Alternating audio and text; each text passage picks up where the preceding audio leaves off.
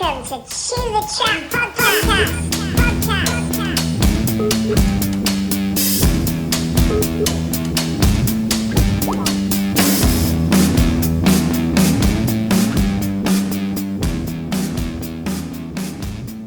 We're being recorded everywhere we go, so aren't we? God. The CCTV, you can't do anything. No. The telly's watching you, the computer's watching you. You'll be on there at some point. Really? Yeah.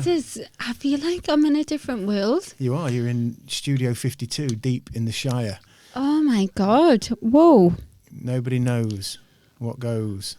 This is brilliant. So I don't need to go close to it, do I? No, you're good there. If you're, kind of a fist-ish away, you're good. Good. And as you get comfortable and you start sprawling back, and just remember to come in. This is so professional. Do you like it? I feel like I'm in a different... I don't feel like I'm just around the corner from your house. No, it's great, isn't it? It's brilliant. Yeah. Absolutely fab. Yeah. Well, thank you very much. Yeah, I love it. How are you? Are we recording now? I don't know. Sam, don't mind this up. I was just saying to Aidan, right, it's a bit like in a podcast, it's for people like you and for people like me even who haven't done that many podcasts. Yeah, It's a bit like when you go to like your boyfriend's house when you first meet the parents, and you kind of just, you like try and be on your best behaviour and make sure you don't kick things over or smash anything or upset anyone or say the wrong thing. It's a bit like that when you do it, because it's just such a new thing. But eventually, like, I'm starting to relax a bit and just think, fuck it. Yeah. It is what it is. Yeah. I am what I am, and you are what you are, and everybody shits and pisses, and I know. that's how it is. That's it.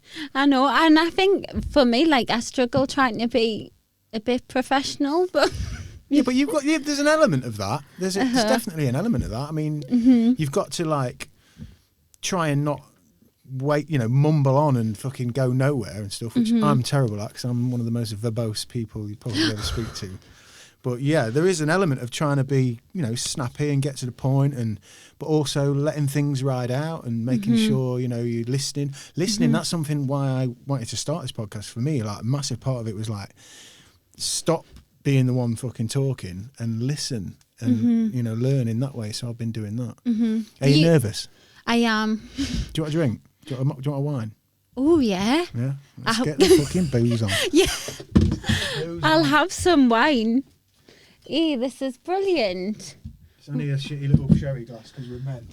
Oh, these coasters. I'm going to have a bishop's finger, you don't mind it? No.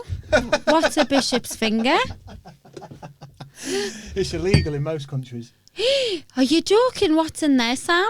I think it's just a pale ale. Oh, But right. I like the fact that it's called bishop's finger and you're about to have one. Yeah. I'm going to put that there so it's not in the way. Oh, lovely. This is brilliant. Let me just get the bishop's lid off. It is Shepherd's Neame Bishop's Finger 5.4 Kentish Strong Ale. First brewed in 1958. Right, I've never heard of that before. It's a chestnut brown, and it's got roast.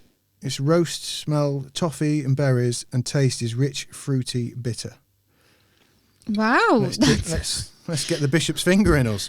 It's the title that's putting us off. Yeah. Well, cheers, Soph. Oh, cheers, Sam. Good to have you. Thank you for having me. Lovely wine. Malbec. I'll take the edge off. So for people listening, watching, you are one of my wife's longest friends from Newcastle. Yes. And you're currently down staying with us in East Midlands in Lincoln. And come to see the family and chill out and have nice times. And I wanted to sort of drag you in here because you've started your little quest and kind of entered into this YouTube kind of talking to people, talking about your issues, talking about how you feel, kind of communicating with people like you, young women, I guess, is a big part of your viewership, listenership, followers and stuff. So how have you found that then, coming into... You said obviously you're a bit nervous here. We're having a drink. I've watched your videos. I've subscribed to your channel, which is the sunshine and the showers. Yes, So everyone we'll subscribe if you're listening. Subscribe, head over there. You think you've got 10 videos, something like that now, Soph? Yeah, something like that, yeah. So how have you found it, and what made you sort of think, fuck it, I'm going to talk about this? Well, because I do feel like, well, everyone has a story, don't they? It doesn't matter who you are. We've all got a past and got a story. And I felt like with my mental health, well, I suffered really badly from depression and I was really stuck in a rut. And because I suffered so badly from it, it completely changed my world upside down. Like, I ended up losing a job because of it. Like, my relationship fell apart. Like, I had to move out of the home I was in, and I just got in such a bad state with it. But I've been able to turn me life around with me mental health, and I've never went back to it, to feeling that way. And I just thought, if I could share my story and tell people, you know, what I've done to help my mental health, and if someone can relate to that, then that's great. But when I first released my first video and then put the post on Instagram, I thought, why have I even bothered doing this? I was like, it's ridiculous. But it's kind of, in a weird way, like that handing it over, when you've done your little video and you've said the things you wanted to say, and there's all the anxiety and the nerves in just doing that. And then when you do press, you know, send or upload or whatever it is, then you kind of go into another level of like, oh God, what if people think I'm a dick and I'm whatever. But like, you do, I feel, and I'm learning, I'm not much further along the line than you with YouTube and stuff. Only just got our YouTube going recently, and like, probably like you, watched the videos and the how do you do fucking YouTube, you know, because it's such a minefield now of keywords and people searching this, and how do you rank a video, and how should you sort of brand your videos, and all that stuff that you learn. And then like, you do press that button and send it, and it's like, you know. But I think that's therapy, that bit. Yeah. I think the more you do that, the more you just let it go. No, it is what it is. I am what I am. Aidan and I often laughing, aren't we, Aidan, when we look at tech videos, yeah? So just before you came in, we're trying to work out how to use something on the switcher, this software that we use to switch all these cameras and stuff. And we pull up these videos, how to change a window in a window, whatever it is. And some of the people's videos that come up, they're just fucking... We have people like on a really kind of techie, high-end video who looks like he's got no place doing this video at all. Do you know what I mean? He's like in his back room of his dining room of his house, real bad lighting, but his video's got like, you know, 1.2 million views. I know, it's mad, isn't it? But I guess the content, there's so many different avenues with YouTube where you know, some of it's kind of production levels and like the theme. Some of it is just information, words in the right order for people. So how have you kind of approached that side of it? Have you just sort of, you know, obviously you're a pretty lady, that goes a long way in the world of visuals. Well, so I really wanted to make sure that I was going to stay true to myself, and like, because a lot of girls my age, like I'm 29, or girls, you know, in the 20s, have a YouTube channel, but it's to do with how do you do your makeup, or what clothes are you wearing, and beauty routines and that type of thing. Have you came across the channels? Well, that's a phrase. Yes.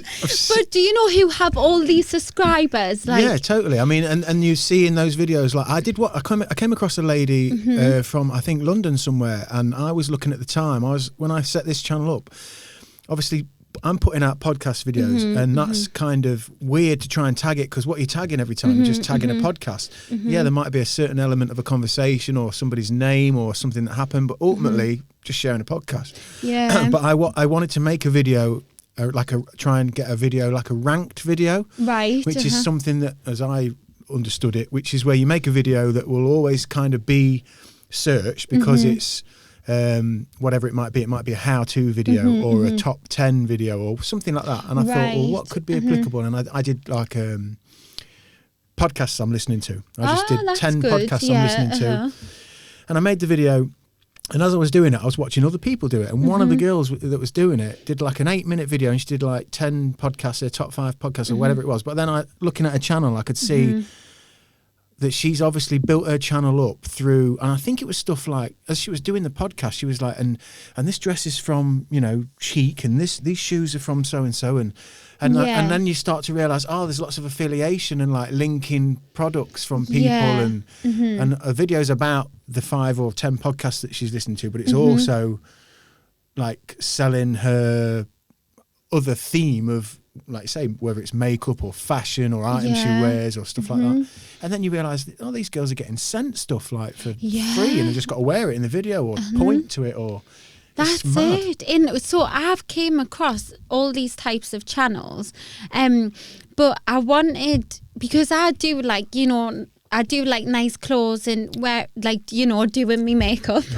And and I just wanted to make sure though that I'm not going to go down that route, that I am going to stay true to myself by talking about mental health. And in the future, I have thought about, because it's like talking about natural products and natural skincare and natural makeup, and maybe that's something, because I know for me, changing my products, that's helped my mental health. So maybe I will go down that route in the future. But for now, I just didn't want to get lost in like, look what I'm wearing. Do you know that sort of thing? Of course. Well, that fear you talked about when you actually press send, naturally the things about our aesthetics, about our symmetry, about how do we look, they're all the first things that we get freaked for whatever reason. And I think there is a real powerful and endearing quality in just being kind of like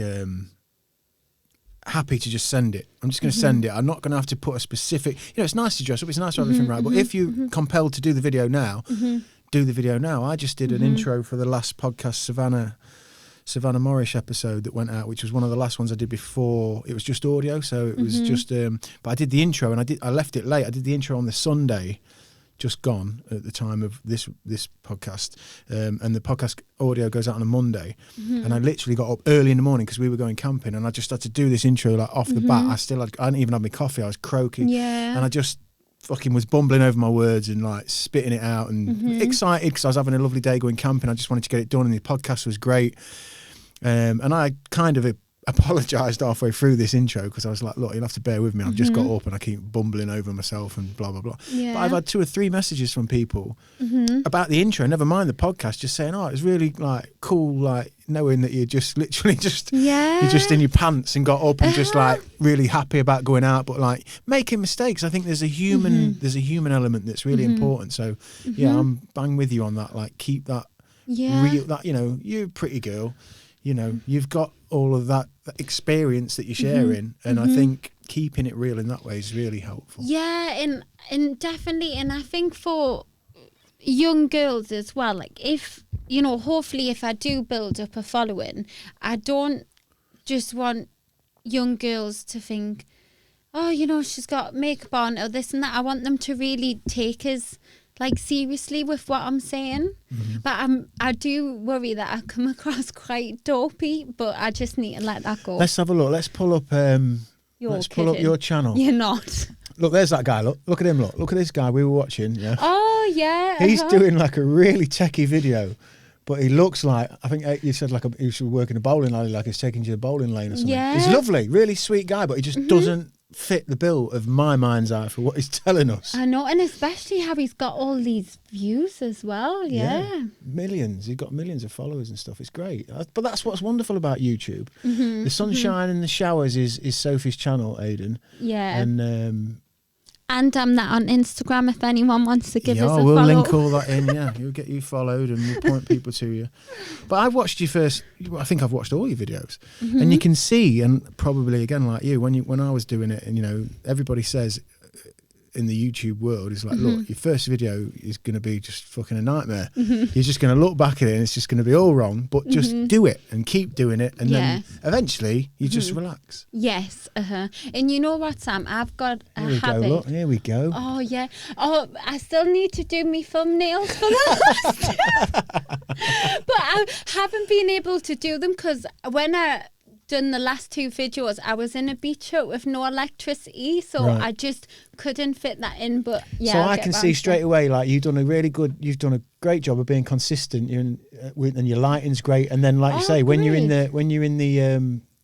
the beach hut, sorry, it's difficult because of your lighting. But what you've done is you've done a great job. Do you think you've just so? done, yeah, because you've done it anyway. I like the fact that you're in the beach hut and you've just done it and you haven't got hung up on like, oh God, it's not good. That's it. And you know, when I had done that video, I thought, oh, the lighting's awful, and I thought, never mind, you live and learn. I'm just going to put it up there and do it. But yeah, and I'm trying to keep it a bit colourful. Yeah, totally. What's your favourite video out of them? Which one are you most comfortable probably with? I wasn't most comfortable speaking about it, but the video about me dog Bernie, that's my most favourite one.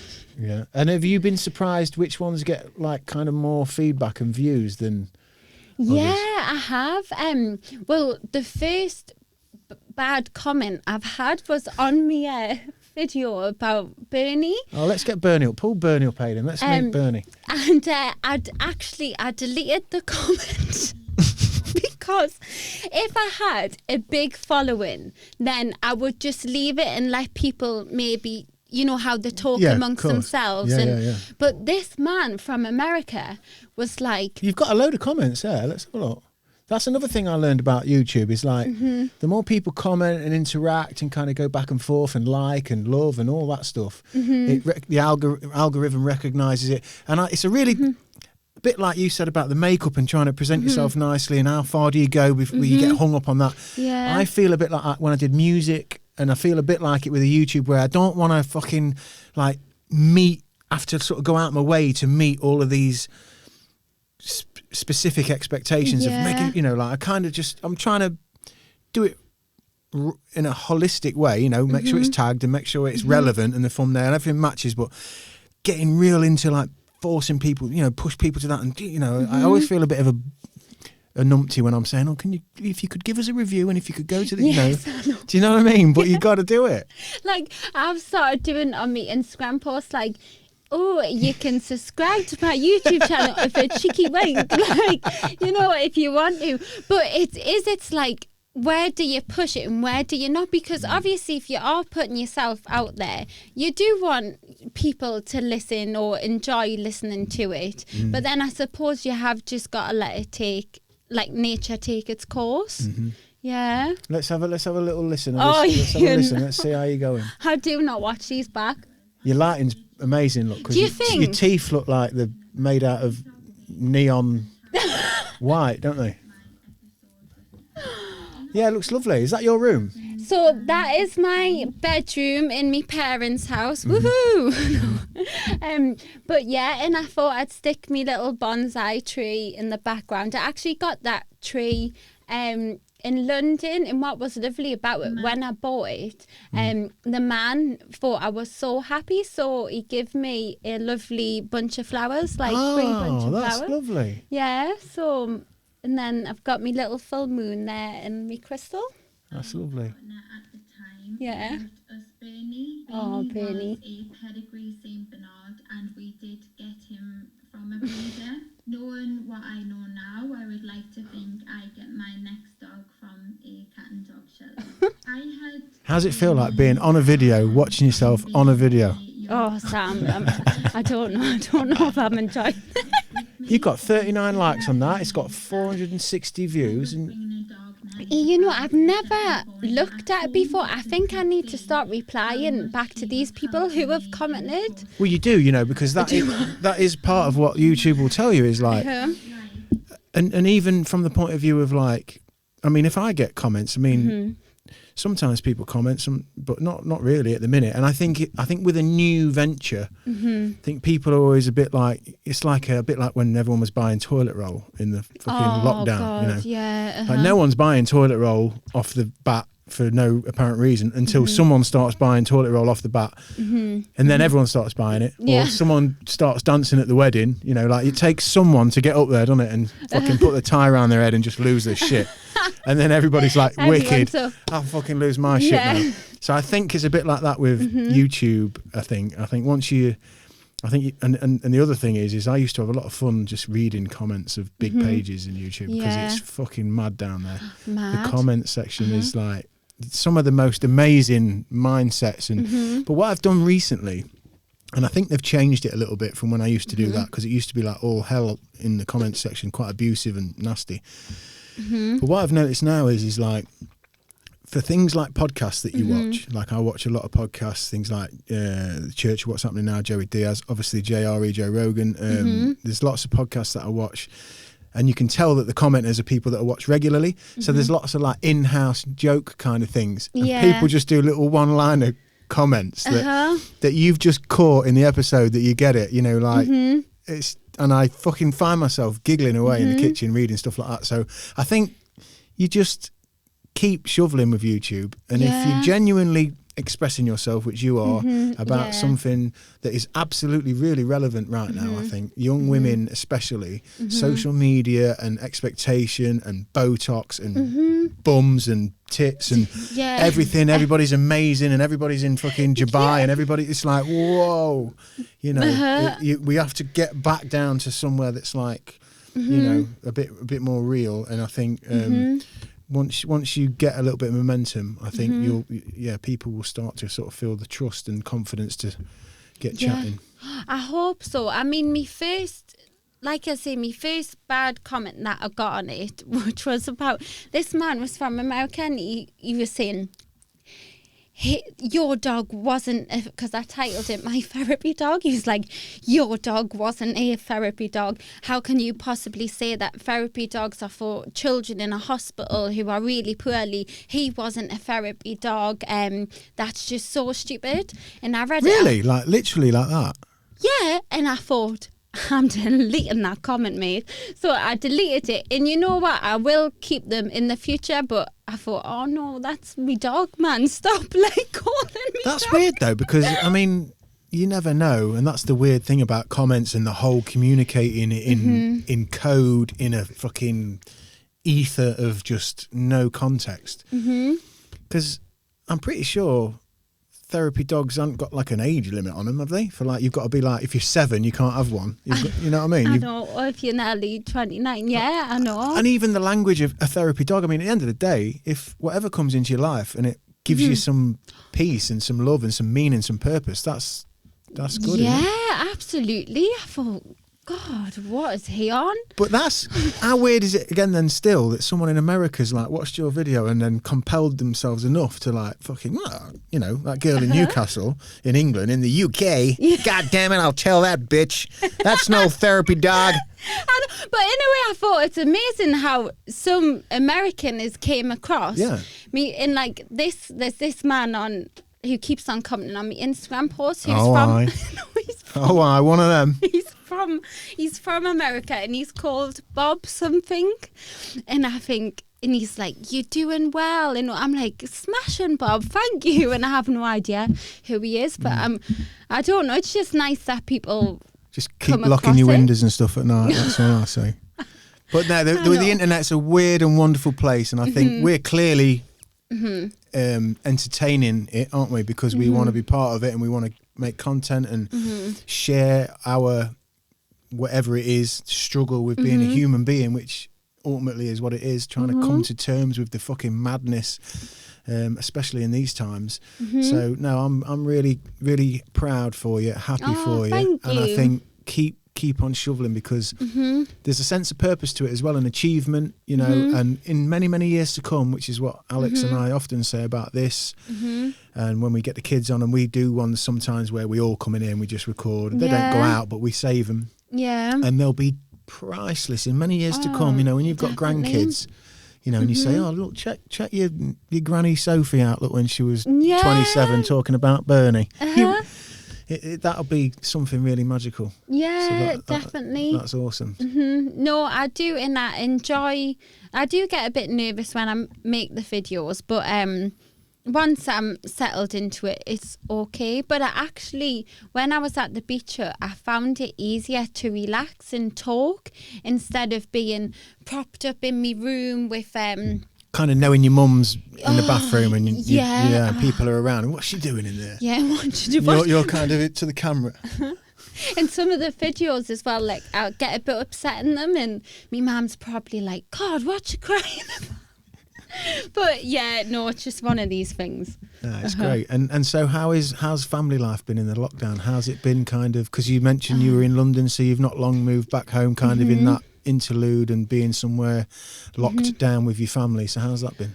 It has been difficult. So I moved back home the end of April, back to Newcastle, and it's been tough because obviously I've had to respect them with living under their roof, when really I did just want to jump on a train and come and see you and Alex, and yeah, but and also because I had just came out of relationship, I did find it hard because I wasn't able to see me friends and, you know, have that connection with me girlfriend. So instead, I've just had to like sit with it, and yeah, it's been a tough one, but never mind. We're at the end of it.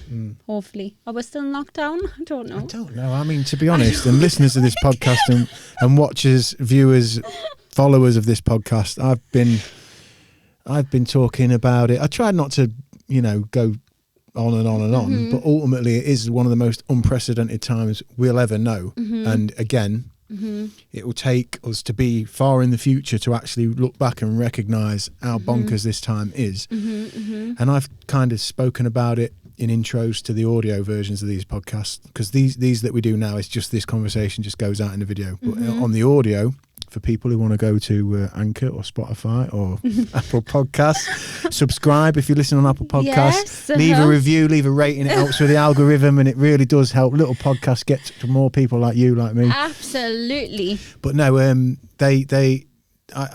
have sort of been commenting throughout it, and we were doing podcasts actually in the highest point of the lockdown with my brothers. So the idea with that was like we were confused like everybody, I'm sure. And we'd been doing sort of demo runs of these podcasts, and this studio, as you know, is near my house, but it's on its own. It's its own building. And I kind of thought, well, we're all young, you know, healthy men.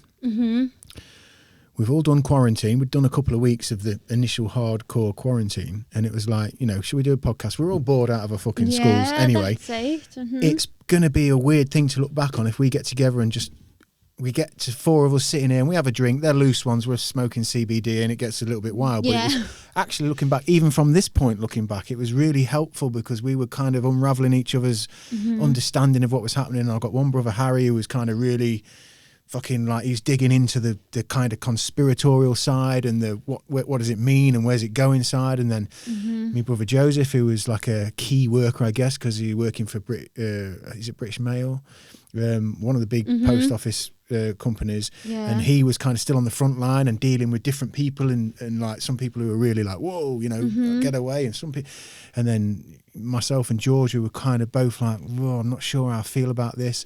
I've certainly tried to just stick to my guns, respect everybody's position, and you know, and follow the rules, but also try and bring a confidence to it. So if I'm in the co-op, you know, I'm just respecting the distance, respecting people, but like just being as normal as I can possibly be. Do you know what I mean? And hoping that kind of, I don't know, somehow lends to a bit more of a relaxed situation. Because in the height of it, I was recognising like people were starting to look at people like they were the disease. Do you know what I mean? Like literally like getting you'd see confrontations in the aisle. It's one way, and you know,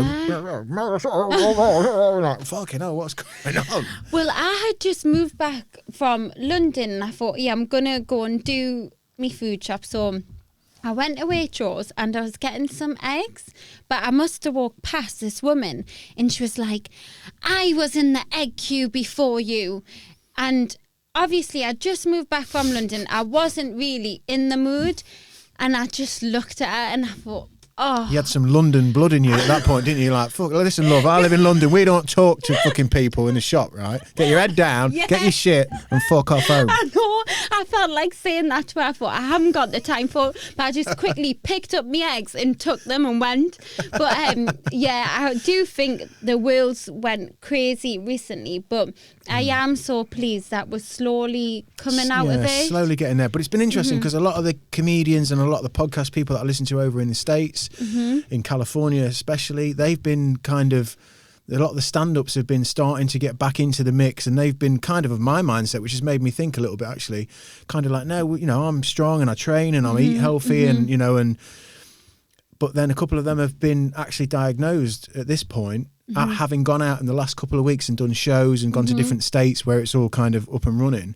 And a couple of them have been diagnosed and tested positive for COVID, but not with any ailments, kind of asymptomatic. Right. But even then, they're kind of they've been humbled a little bit and kind of saying, oh shit, you know, I didn't fucking know, you know, because it's weird. It's like, it's everywhere, but it's nowhere. Yeah, isn't that's it? Because you know, I don't know about you, but I don't know anybody directly that's had a direct consequence from COVID. I know people who are ill and people who are elderly and people who are unhealthy who've had a run-in with it. And been bedbound for days and days and stuff like that. But other than that, I haven't personally come across it. I'm not seeing it, not feeling it. But then you put the telly on, or even YouTube, or you speak to certain people, and it's there. So it's definitely been weird. Really weird. I mean, when it first sort of kicked off, if you like, in like we lived on the river in London, and there was army helicopters going up and down the river, like an army big van and police cars going around checking that everyone was doing only the one walk a day and keeping the distance, and that was really scary. And even, you know, when I had to travel, like go to King's Cross to move back to Newcastle, that I was the only there was probably about 2 people in the train station in King's Cross, which if you think of how busy, and that was a surreal, like a really weird, like frightening experience. But it was odd. It's apocalyptic, isn't it? Yeah. You mentioned earlier about possibly going down the avenue on your YouTube videos of like, you've changed your products and stuff, and you've changed things. Now, I'm privy, having a wife who's one of your best friends. Yes, Alex, I love her. I'm privy to a book that she read. Yes. That fucking blew her lid off, which was actually a book that I don't know if I bought her it, but I certainly knew that when she was doing her, when she was at university and she was doing acupuncture, and she was training herself to be a doula at the same time.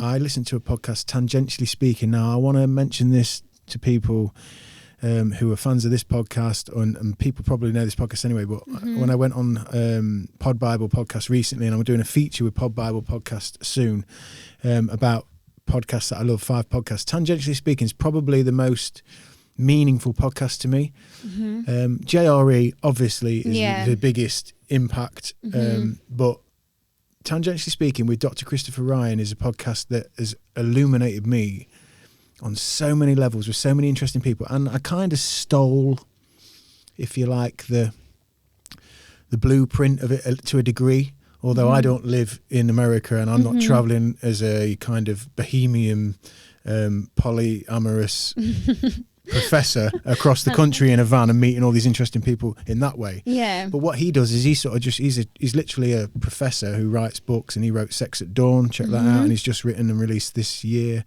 Civilized to Death, which is an amazing book. And he kind of studies the whole prehistory kind of tribal hunter-gatherer culture. And I've discovered some amazing people on his podcast, so many of which are people that he just meets in random wild camping spots in Montana or in Utah or wherever. Yeah. But one of the ones I listened to was Kelly Brogan.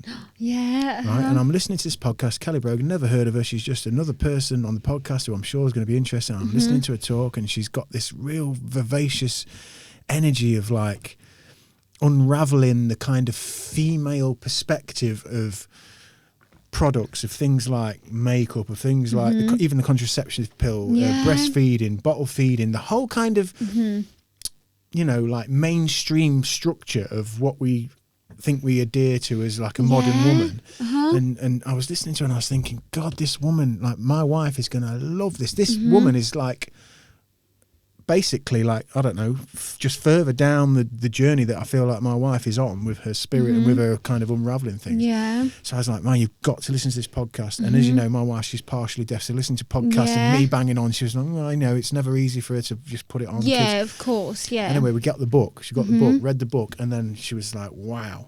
Oh, And amazing, yeah. Didn't she? I think she gave it to you after that. Yeah, well, because I came down to see you like in March 2018, and I still wasn't in a good place, but I was like, you know, I had started reading and I was on my way of getting better. And she was like, Sophie, you need to read this book, like I'll give you this book. And she told me that you recommended it to her, and I took her home, and it just changed my life, like the way I ate, what I thought about the pill, like what products I was using. And then I followed her on Instagram, and it's been one of these things, like even my ex-partner, I got him into, I was like, you know, here's her books, like have a flick through. And then when I recommended it on one of my YouTube videos, this girl on Instagram actually sent us a screenshot saying I've went out and bought there you go. Yeah, like there ordered you go. Mind of Your Own. And I was like,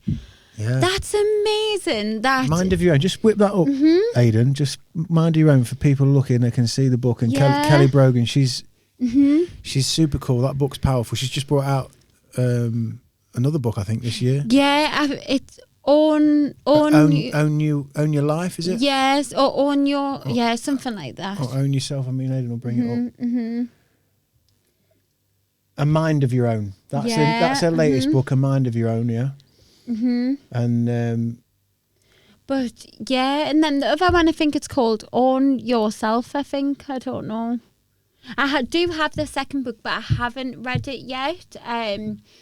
But I've got so many books that I need to work. She's been really vocal and really kind of. Oh yeah. Yeah, Mind of Your Own. Own yourself. Own yourself. There you go. Yeah. That's it. Yeah. She's been super kind of vocal about the situation at the moment with like the World Health Organization and what it means with the idea of mandatory vaccinations, and she's really interesting. Very, very, very powerful. And she's not scared to speak out on what, but absolutely.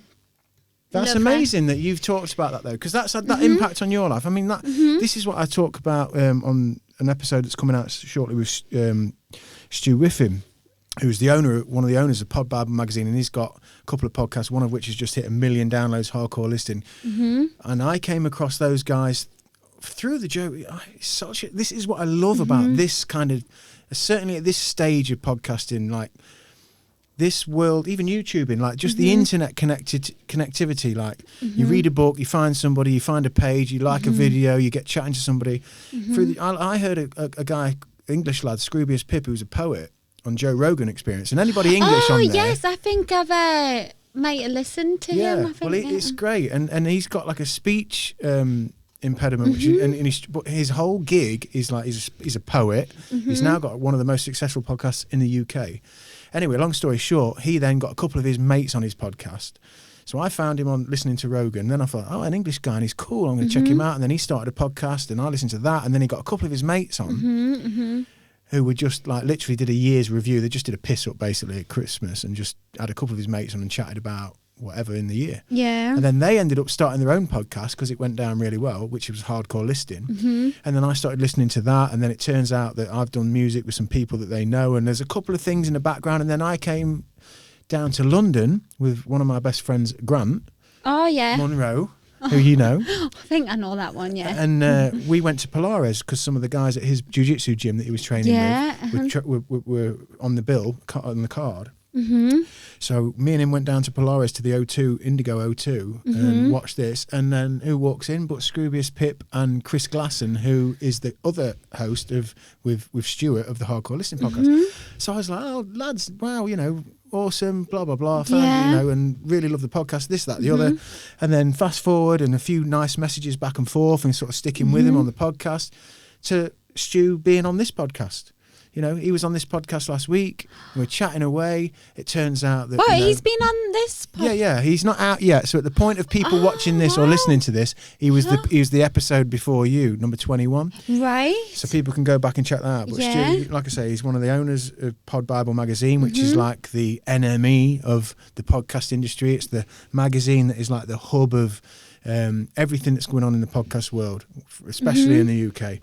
Interviews, you know, Stephen Fry, I think. Stephen Fry. Stephen Fry's the cover. He's the cover of the last magazine. Fern Cotton was at issue 8, I think. I love Fern Cotton. Yeah, and her podcast. So like those guys. But my point being, verbose as ever, is like the connectivity of things. Like, you know, like. You're not different from anybody. You're all experiencing things the same. But what happens with the internet as opposed to watching Channel 4 or whatever, Sky 1, is there's this ability to connect and share. And before you know it, it's like, oh, yeah, now then, mate. And you swap a thing and, oh, yeah, I read that book and I'm going to grab that book. And then before you know it, like there's a community, a web. Isn't it? And like networking as well. Oh, yeah, it's just amazing. I love it. So when you read that book then, did you then sort of go off on a whole tangent of like changing products? Oh yeah, that was it. Like, because she talks, like, I think the title underneath is something about just changing women's lives and helping them like deal with depression or take away depression. And I completely changed. I would buy all these moisturizers with all these chemicals in it. Now coconut oil, like for everything. Everything. I use it to like as mouthwash. I use it as a hair treatment. Like absolutely everything. I've got lads at work, right? Disclaimer: day job.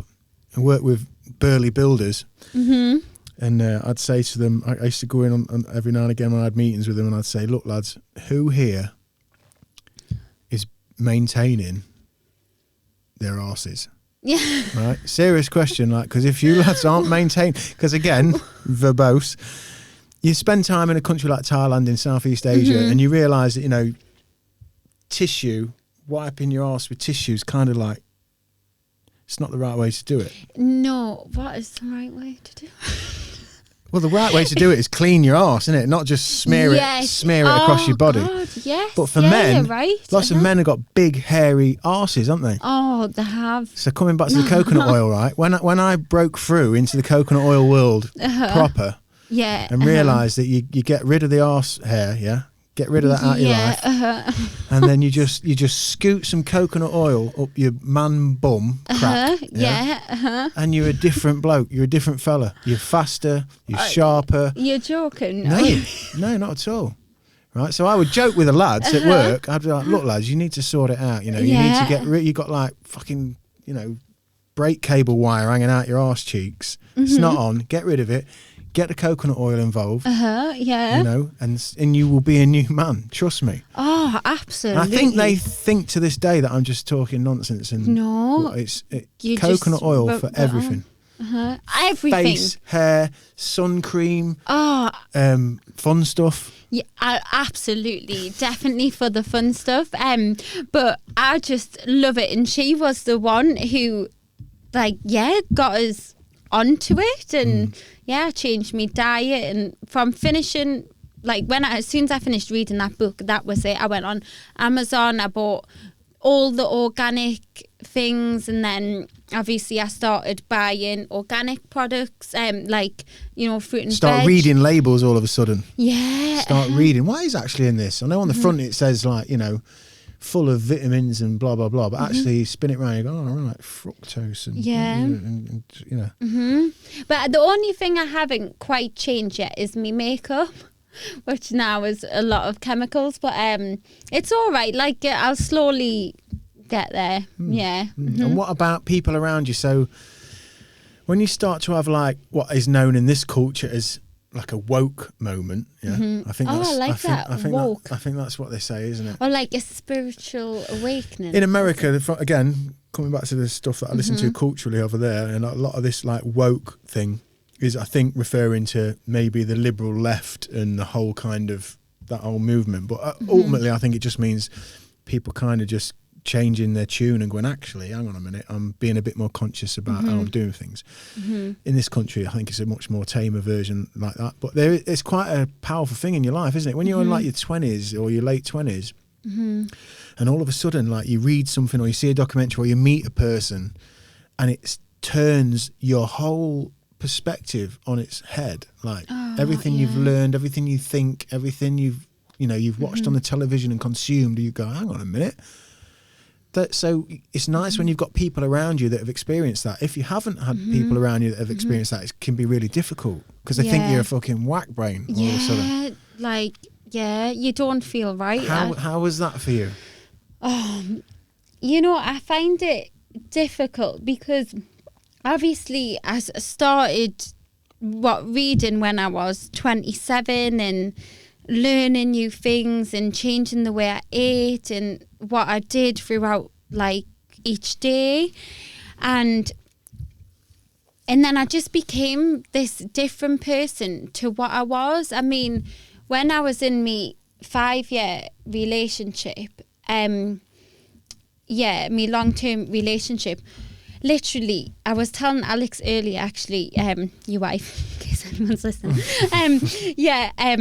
that our relationship would literally go to work Monday to Friday and then would finish for the night and would sit down and watch TV, like something on Channel 4 or BBC. Adverts and, like, Iceland have got 2 for 1 and fucking... Yeah, and that was it. And then when it came to the weekend, you know, we would do the same thing. So and then when I came out of that relationship, I knew I had to get out of depression and change my mindset. And then what you'll know is once you read something or listen to a podcast, then it's like a domino effect. You start meeting all these people and then having these gut instincts of what is the next step. So one of the things I changed probably about May 2017 is I started to see a chiropractor,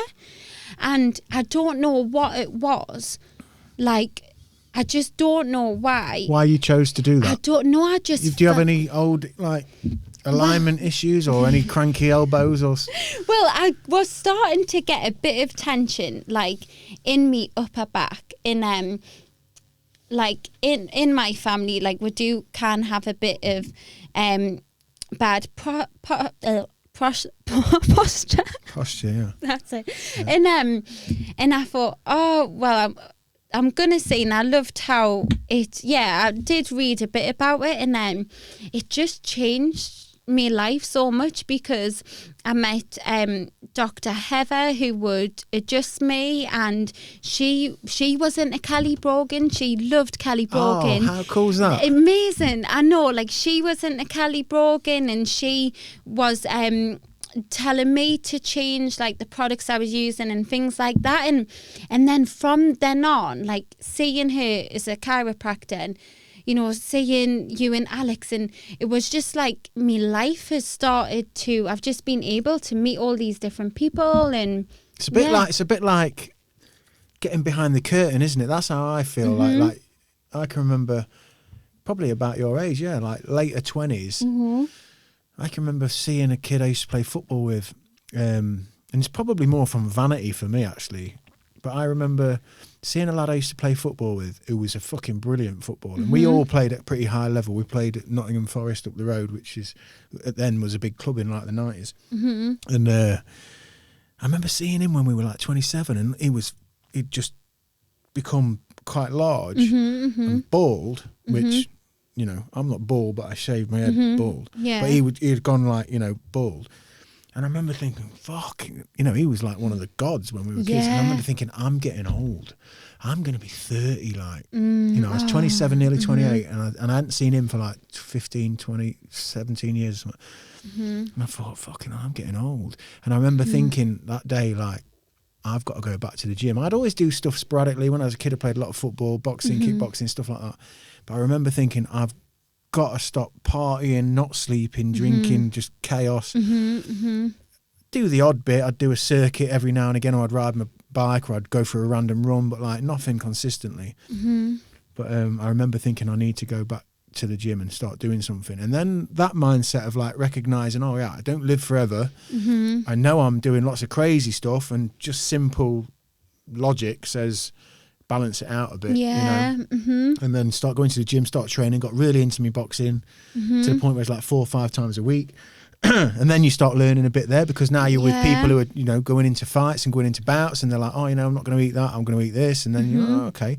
And then podcasts, that would have been, so if I'm 28, 29, that's 10 years ago. So yeah, 2010, 11. Then someone said to me, oh, you know, if on your iPhone, which I just got, was like, I don't even know if it was an iPhone he had at first. I can remember I was on a job and someone said to me, oh, you know what, you don't have to listen to the radio, because the radio was cracking me up. So isn't that strange? Like you mentioned about the telly, we're just watching telly. At the time you don't really know, because it's what you've always done. Like the adverts are adverts, and telly's telly, and game show hosts with makeup on speaking in a special voice is just, you know, that's all you know. But I remember someone saying to me, oh yeah, you can just you can search a thing in Apple or whatever, and just like you can listen to like a whole audio documentary about whatever it is. So I like typed in World War II, and I typed in John Lennon, and all of a sudden I'm just listening to like people talk. And I guess this is kind of the time when podcasts are starting to establish. And then I was spending all day, like I'd be training at night, and then the next day, instead of just listening to the radio and the adverts and the playlist and the fucking all the shit that they're just, you know, injecting into your thought process, I was going into work kind of feeling a bit better, because I was, you know, stronger because I'd been training, which meant I'd gone to bed better time because I was more tired, which means I get up a bit better. And then I'm listening to this stuff and I'm starting to get inspired and think, you know, wow, that fucking hell. And that whole process just goes on. And then someone gave me a book, which was The Alchemist. I love The Alchemist. The Alchemist, by Paulo Coelho, I think. Paulo Coelho, The Alchemist. Check it out. It's a big book, I think. And again, that I read that and it was like, oh. Yeah. Oh. So you search for something, or we're all trying to get to, in these days, whatever it is for different people. Like we look at Instagram and we see the thing that we think we're aiming at, and it's this thing, but it's not really. It's just the journey is like, I don't know. You just have to keep opening doors and going through them and trying, you know, what's in here. I like it. I'm in here. I'll go through the next one. I don't like it. Shut the door. Come out. But all of a sudden, when you get out of that kind of mainstream, kind of restricted, the telly, 10 o'clock on Saturday, this is on, and the news, and then the breakfast show, and then and it's just like a flat. It's almost like you're on antidepressants or something. You're just flat in the middle. And then the right book, or the bit of training, or some good sleep, the right thing at the right time, and then the floodgates open. Yeah, The definitely. Alchemist. Paulo Coelho, check that book out. It's only a short book. It's a beautiful book. It's lovely. I mean, that was the second book that I ever read. Really? Yeah, the second book, and like for me, like even now, I'm still able to relate to it, because I think, you know, I'll be 30 in 2 months' time, and honestly, Sam, like 5 years ago, if someone had told me, oh, when you're 30, you know, you're not gonna have a house yet, you're not gonna have a husband or kids, I would have been like, shut up. are you kidding? Like, what is wrong with this? Why haven't I got these things?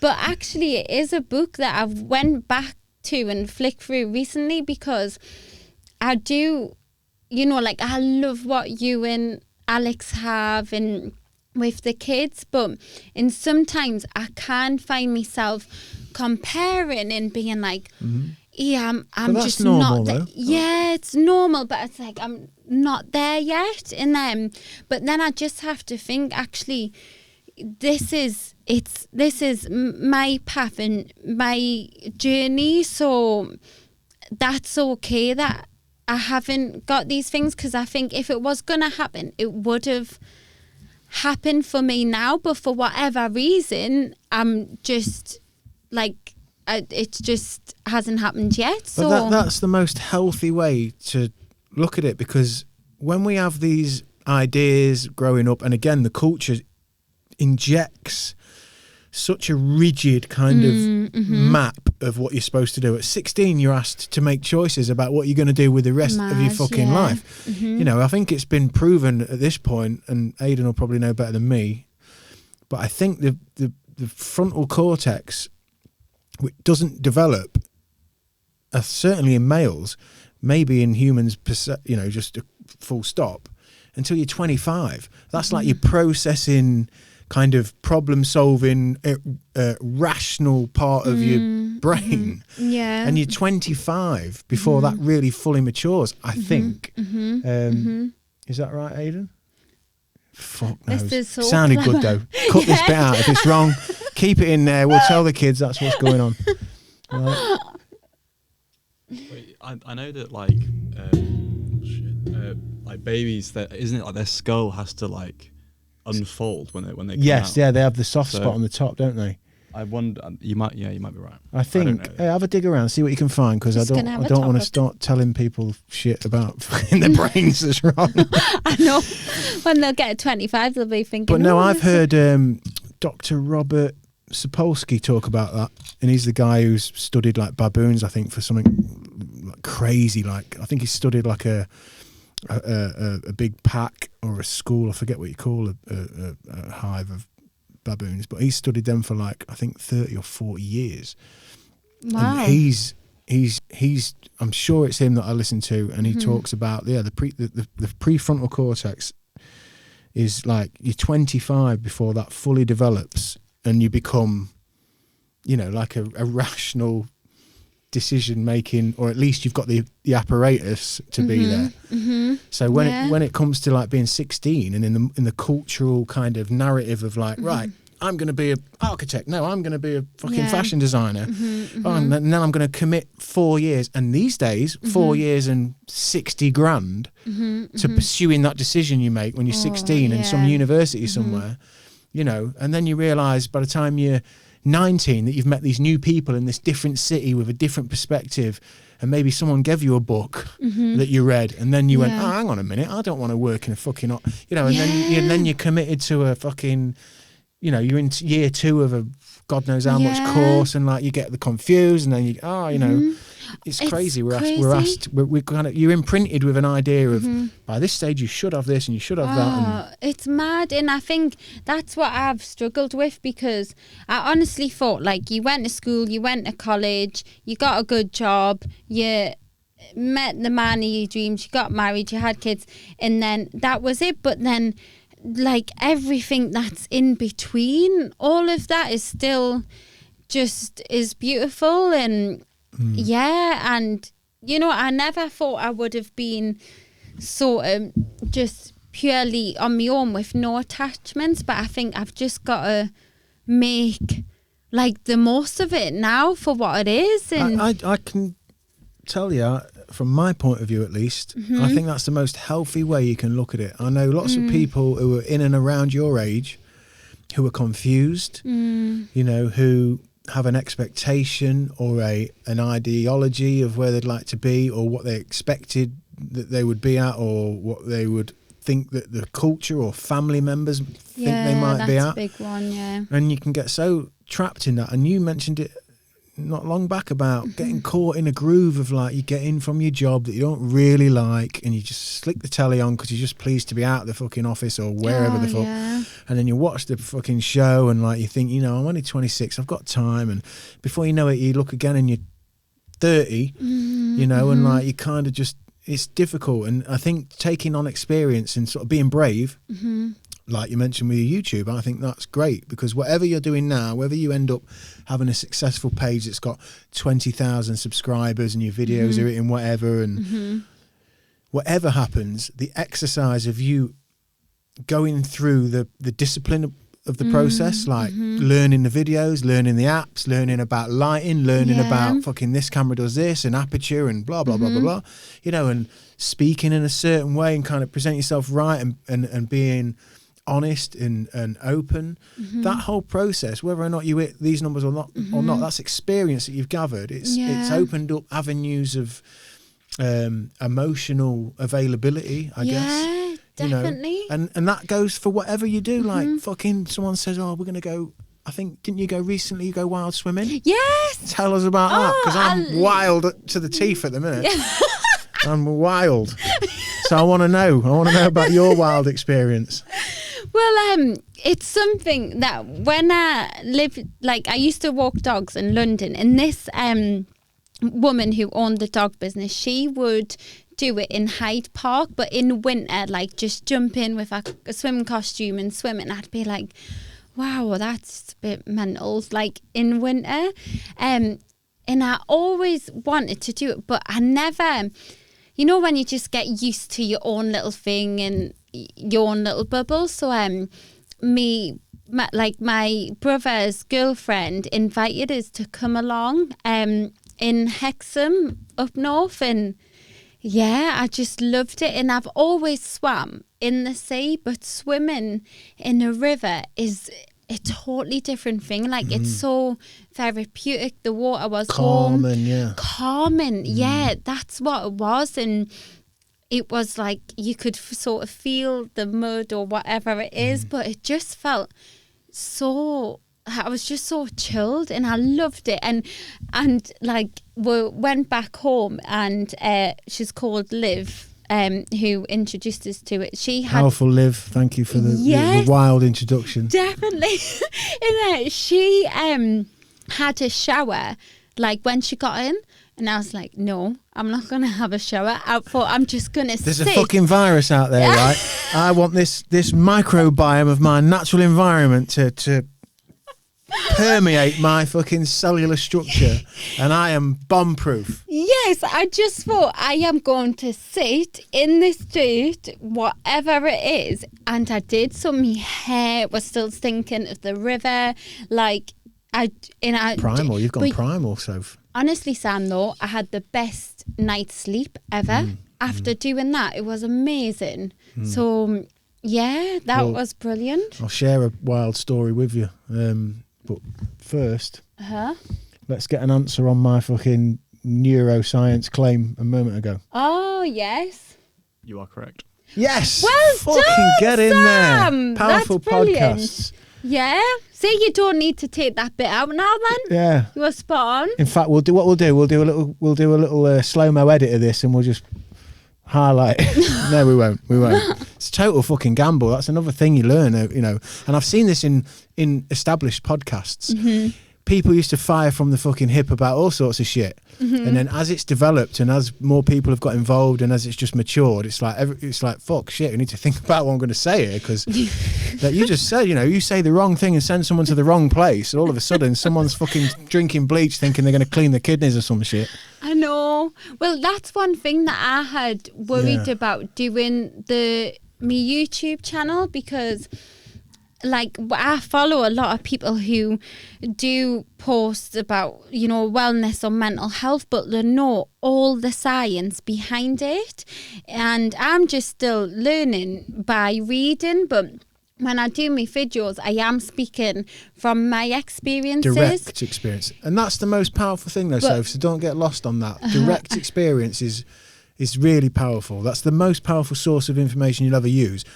Being articulate and having knowledge obviously helps of course. to just convey it. Yeah, But I have sort of looked and think, oh, am I saying the right thing? And actually, I have just got to say what feels right to me. And yeah. Because everybody out there, and we discussed this last night in the kitchen briefly, didn't we? I love having conversations in your kitchen.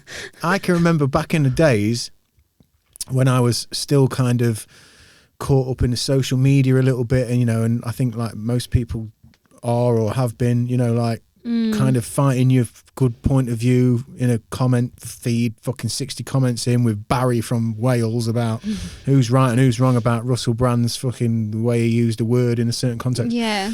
But I can remember I did have a bit of a moment where I would defend, in particular on this occasion, it was Russell Brand. Now, for listeners, watchers, viewers, whatever, objectively speaking, Russell Brand, fill in the blank, somebody else, doesn't matter. The point that I was trying to make was that if someone's trying to make kind of a deep point that requires critical thinking and requires what might seem like a level of intelligence that we might deem like can only be gained at an academic level or whatever, but we're in the middle of a Facebook feed, and like I say, Bob the gardener's on there and Sharon the cleaner, and what I found myself doing when I was still kind of not aware of what I was doing, which was basically wasting my time trying to fucking talk about shit with people via code in an ether of nothingness, would be that I would kind of defend Russell Brand at the time when he was doing the Trues. Can you remember the Trues show? Yes, I do. I love Russell Brand. Well, what I found with the Trues was,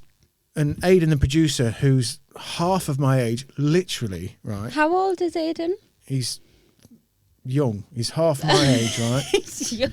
And he's fucking read more books than I could shake a stick at, and he's super smart and out in front, and he's an academic, and he's somebody who would understand what I'm about to say on a certain level.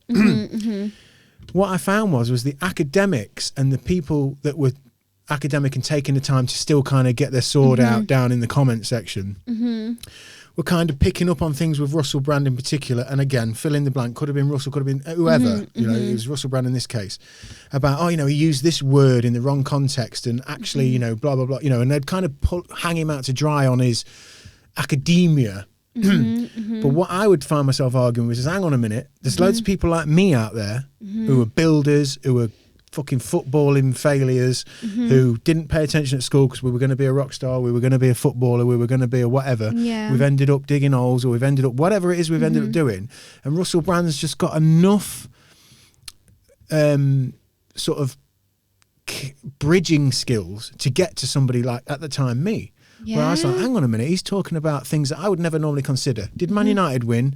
Is the bar open? Is my jacket clean because I'm going out? That's kind of the mentality of so many people. And what I noticed with Russell Brand is that he was getting these ideas across to a whole plethora of people that wouldn't necessarily, because that day they've probably got back from their building site jobs and read The Sun for the second time, and like without knowing it, all their political and social values and views were getting just downloaded, and now they're just flicking on the Trues, and Russell Brand's a bit funny, and he's a shagger, and he's a but now he's kind of like so that gets them boys in, because they're like, he's pretty cool.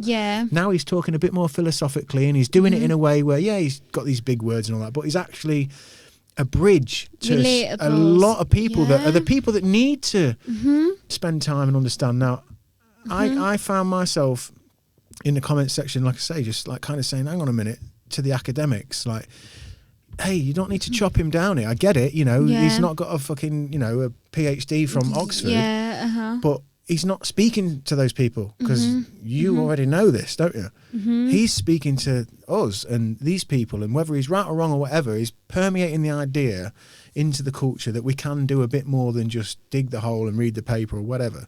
But I then went through the whole scenario of thinking, I'm just adding to this whole weird noise. By me, and actually in the end, and I think we're getting there now with social media to a degree. I think it's forking off in two different ways. You've got high-end kind of influencer, total produced kind of fabricated content, and then you've got like people who are actually learning stuff and going, oh shit, like you, who've gone, hang on a minute, I'm getting rid of that, But I vividly remember thinking, hang on a minute, I'm just part of the noise. It's not that I'm right and he's wrong. It's not that they're right. If you keep zooming out from my little feed, and then you see all the other feeds from around, and then more, and then in the country, and then you just see noise of everybody just fighting. I think in the end, you're just left with what feels right. Definitely. You know, and am I growing or am I not growing? You know, I've got no idea where I was going with that, Sophie. No, I do. I've got an idea. Yeah, no, this is the thing. And I feel like, I mean, I love Russell Brand because he is real. And this is what I'm still trying to come across as being real. Because as you know, Sam, we've had this conversation in the past. Like, on my previous Instagram page, I really did have a thing where I would take a selfie and like pause, but it wasn't like a good intention behind it at times. I remember we had a late night chat about this, didn't we? And, you did, yeah. And you were saying, no, I'm taking a selfie because I'm taking a selfie for the reasons you take a selfie, which is I know I'm going to command some attention, and that's what I would like to feel at this moment in time. Yeah, And I was saying that's cool, and I get that. Yeah. But a bit like what I've just said with Russell Brand is, in the end, if you zoom out from that, it's part of the noise, isn't it? It's part like of the everyone noise. is doing it. Exactly. Like in every, not just that, like every young girl and young boy, I think now,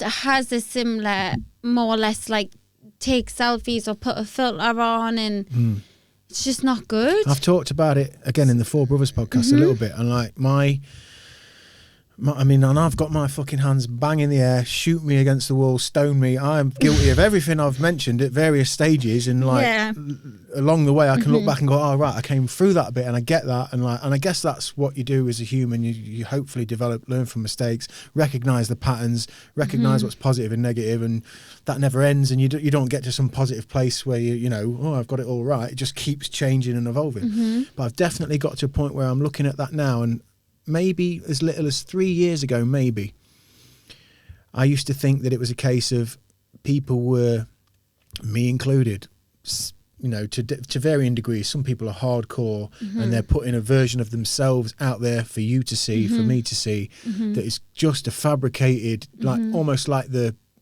I don't know, like the version they would put on if they were making a movie, or like, and make just all the best bits.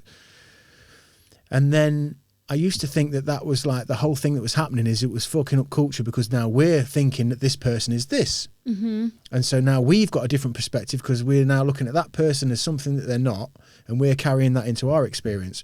Now, as little as probably in the last couple of years, I started to think, now I think because of the momentum of that, I think people who are doing that still now not only think that you believe that, but they believe that. Like, I believe that I am this avatar that I'm putting out there in all the most positive lights, and here I am really happy. And did you see the what was the documentary, Cats, something about cats, Don't Kill the Cats or something? Can you remember that, Aidan?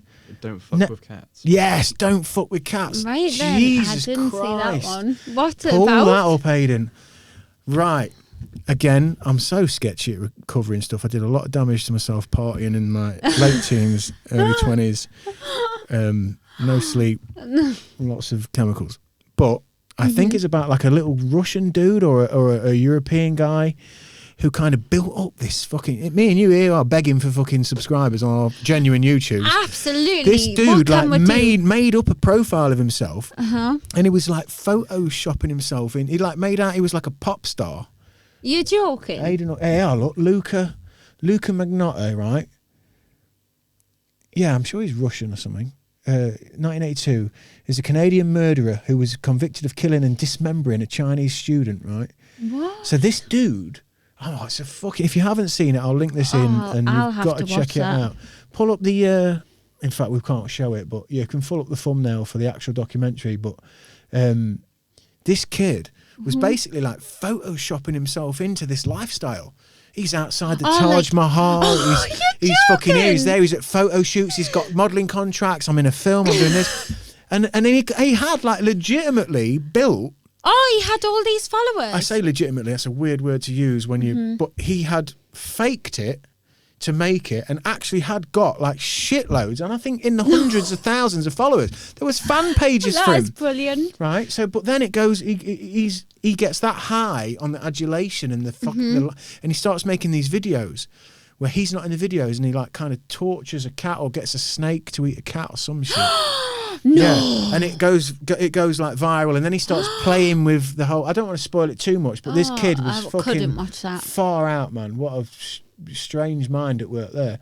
But Strange. that was I thought that was a fascinating documentary. So if you are interested in, your own twistedness and you want to see how twisted you can be, watch that.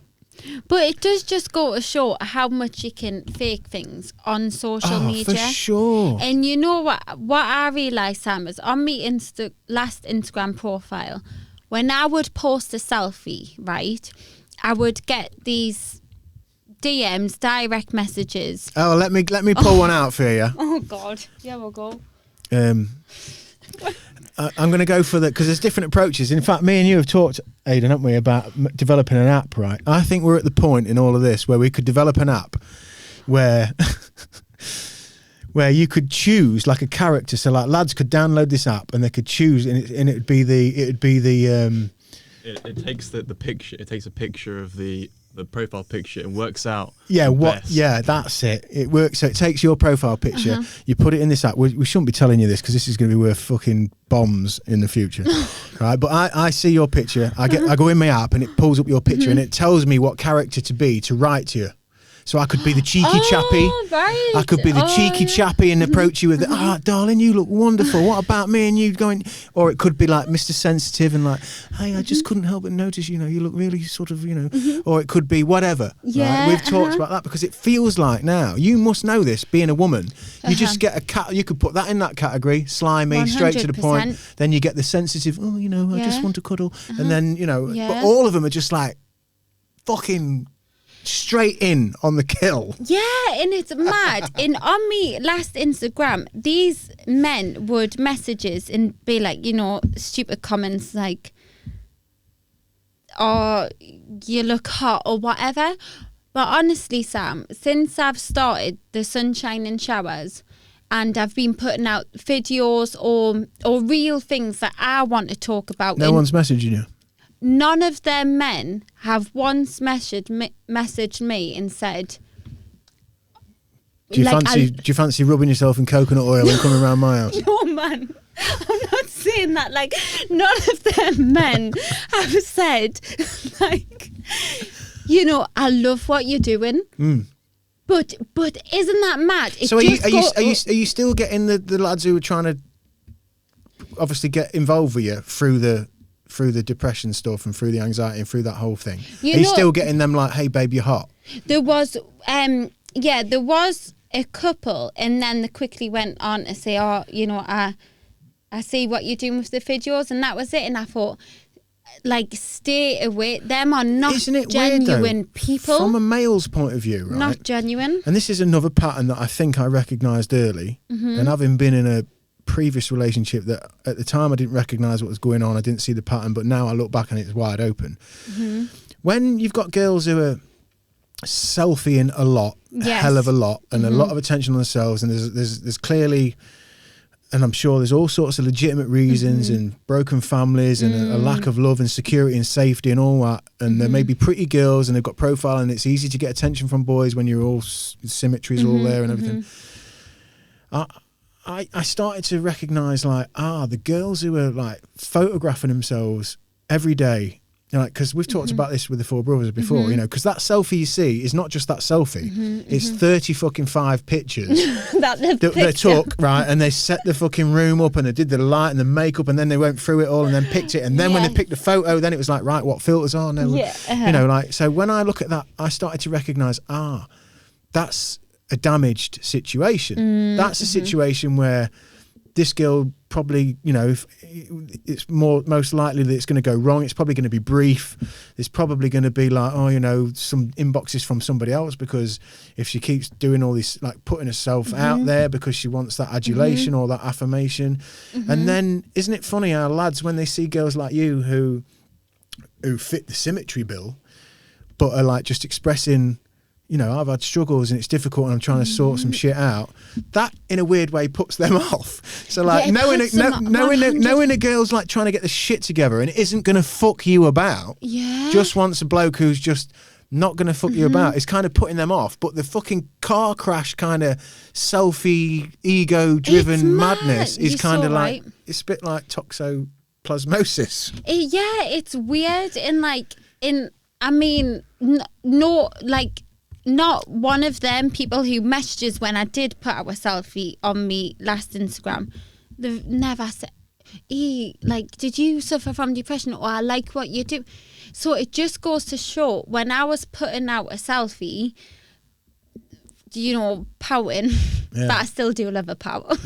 I was attracting the wrong people. Of course, man. So but the thing is, I'm in a bit of a dilemma, because if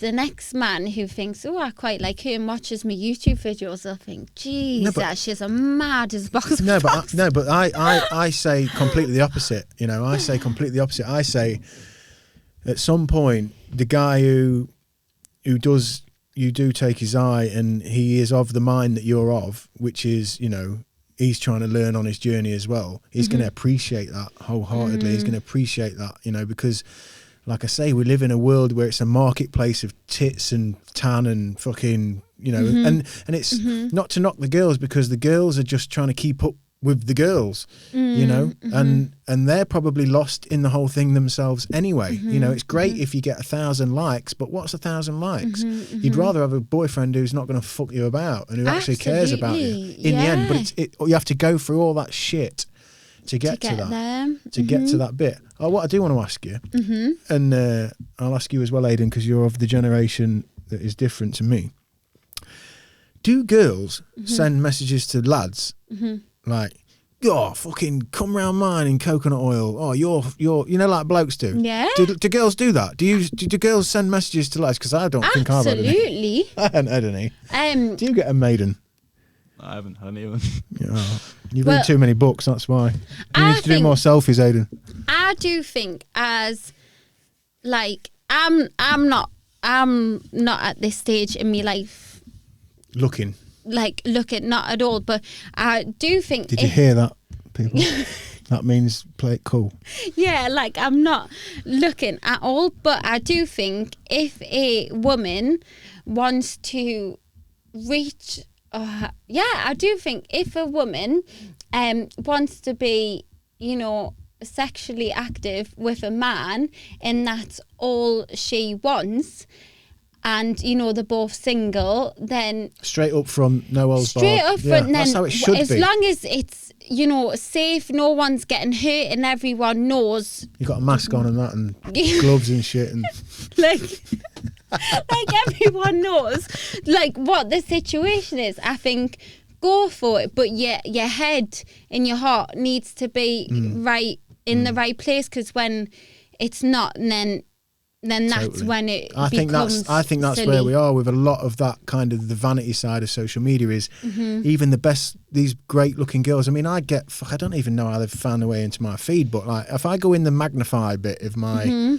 thing, because I've got my Sam Souls Instagram, which is just basically a photo album. It's just a photo. I don't tag anything. I don't write anything. I just take pictures, save them in there, and that's kind of like my that's lovely diary. way of looking at it. Yeah. But the Chew the Chat one, I have to play the game, and you've got to start tagging. And I hate tagging. Comes back to what we said at the beginning of this podcast about kind of adhering to the fucking algorithm and please like me. Yeah, and I feel like, fuck's sake, you know, and then I do find myself like everybody else, like checking. Yeah. You know, but I do feel like with the girls sometimes, and with lads as well, you're seeing it now as well. You know, like that in the race to keep up with the majestic people, and Savannah talked about this at Burning Man Festival, which is obviously one of the premier.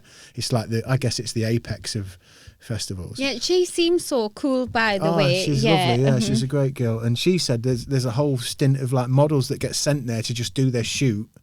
Really? You know, and get paid to go there and do the shoot, and basically, you know, and they're in and out in like fucking whatever it is, 6 hours, and then that sends a message to the girls like you or whoever who might want to go there, and they think, oh God, everybody's like a supermodel there, and oh, you know, and there's that inferiority complex that breeds through.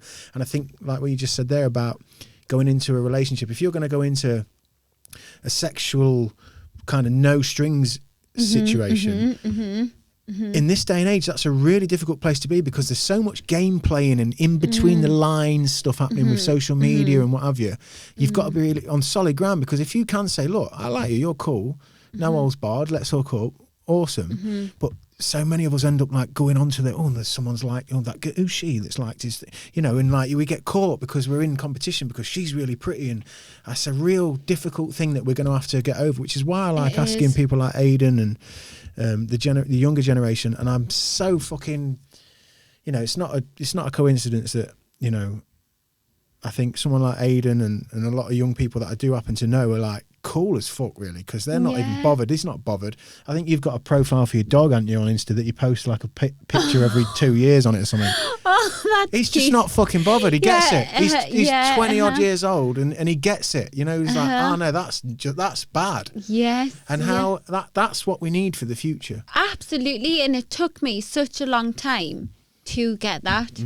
It's great to log stuff and it's great to share stuff, but like we've got, and I think we will over time, you have to come away from the feeling, the impulse to kind of keep up and be wherever you think you need to be. I think using it, you know, to promote stuff, that's what it used to be. Like that's what television and radio was. You would only hear or see people who were doing things, and I don't mean going to the beach because they're so pretty. I mean like they've written a song, they're producing a show, they've made a documentary, they've written a book, they've done some art, and that's who we used to go, oh wow, because there was a journey, there was discipline, there was struggle. Now it's like she's got the fucking best arse for twerk, you know, like, and not to knock her in that, because that's what we've made it. We celebrate it. We're watching it. It's not watching her. Like, so I think the closer we get to kind of realising the pattern and going, hang on a minute, let's slow it down. Let's read some Kelly Brogan. Yes. Do you know what I mean? Let's fucking.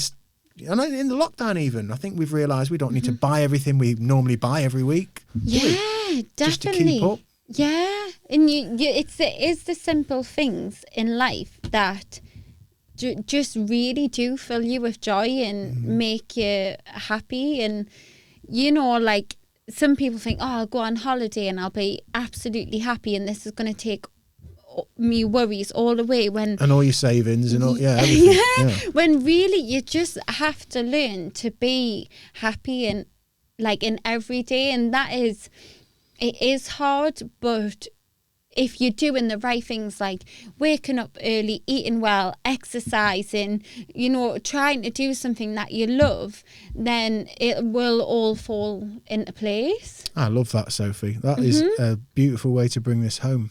Yes. Would you believe you've been in here we're doing that for an hour and a half?